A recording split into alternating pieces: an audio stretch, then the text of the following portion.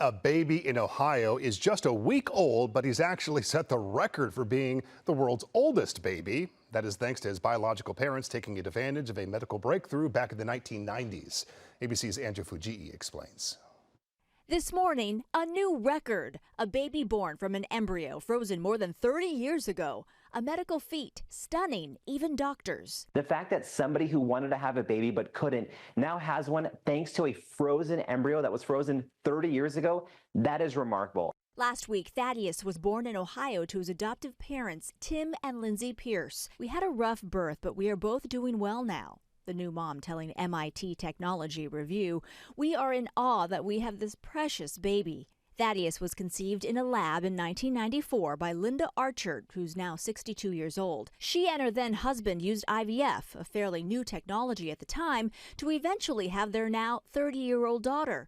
But they froze 3 other unused embryos. Years later, faced with the decision of what to do with those embryos, Archer learned about a Christian embryo adoption agency in which donors have a say in whom can receive the embryos. The Pierces were a perfect match.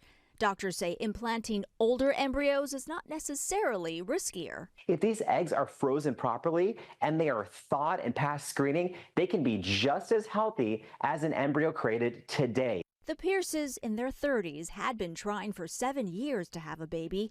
They were barely 5 years old when their now son's embryo was frozen. The new mom saying, "We didn't go into it thinking we would break any records. We just wanted to have a baby." About 1 million frozen embryos are estimated to be in storage in the U.S., leaving the ethical question of what to do with them all. Such as the future fate of the embryo, who possibly owns them, is there a time limit?